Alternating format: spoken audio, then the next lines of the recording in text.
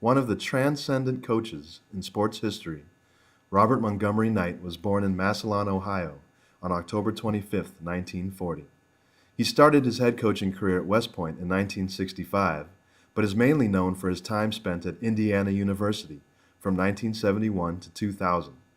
He also coached at Texas Tech before retiring in 2008 and is now doing analyst work for ESPN. Bobby Knight is a transformational leader. He exhibits idealized influence in his vision for how the game should be played. With discipline, hard work, preparation, and mental fortitude as the pillars of his vision, he shows inspirational motivation in how hard his team always plays and in the different ways he motivates them. He stimulates his followers intellectually by challenging them in their mental preparation, to know their strengths and those of their opponent. He also shows individualized consideration in the individual coaching of his players, and by singling them out for special treatment. Coach Knight is the winningest coach in men's Division I college basketball with 902 wins, while consistently having among the highest player graduation rates of the college coaching fraternity, and did not have a single NCAA violation. His coaching protégés have gone on to great successes in the NBA and at the college level. However, what Coach Knight might be better known for are his explosions on and off the court. Any questions?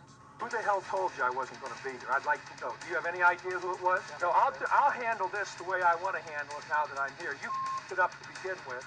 Now just sit there or leave. I don't give a what you do. Now.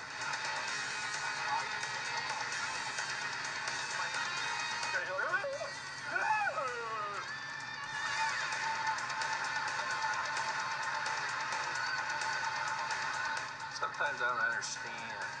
Well, I should have been just emotionally drained, for Christ's sake.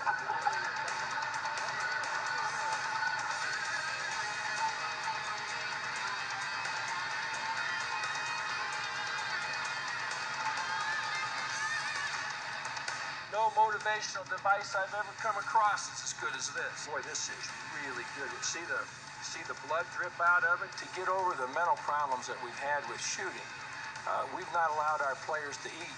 This guy has used water torture methods with them. I had our players wade across the river.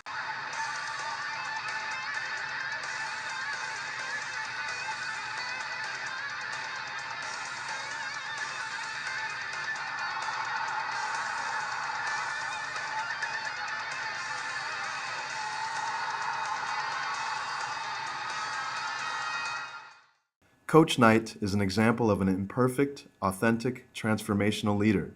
At times, as you have seen, he is pushed towards being what Price labels an incontinent pseudo-transformational leader, when his desire to prove that he is right becomes bigger than the team.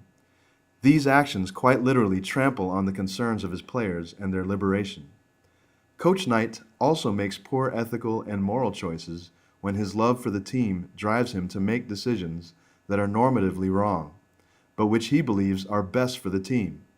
Price describes this moral exception of oneself on the basis of other regarding values as an ethical failure of leadership. Knight also falls into unethical leadership according to Howell and Avolio's description, in that he has an inflated sense of self-importance and tends to shun contrary opinions. The basketball community, which in Indiana is most everyone, also contributed to Knight's ethical failures of leadership by granting him an exception to the accepted norms. When Indiana was winning Big Ten titles and national championships, his abusive behavior was accepted. And as his teams won fewer games, Knight was not allowed to get away with as much, and ultimately was fired in part for a video of a practice session where he strikes a player and holds his neck. Coach Knight is an example of an authentic transformational leader, but we have seen that his strategies may be perceived as unethical. He is a focused leader blinded by his commitment to his team values, oftentimes behaving irrationally and immorally. He has influenced the game of basketball and the way it is coached, indisputably one of the greatest coaches of all time. Coach Knight has had a great impact on many people, from fans to coaches, but most importantly, his players, his kids. My kids left, and they weren't successful and they didn't have degrees and they were on the bread line or they were selling drugs or they were in jail for one thing or another, then I'd really have a lot of questions about just what the hell my methods were all leading to. But when I have kids come back and talk about their experience here, what it's meant to them, and I see what they're doing, I'm not sure just what the hell there is that I'm supposed to apologize for.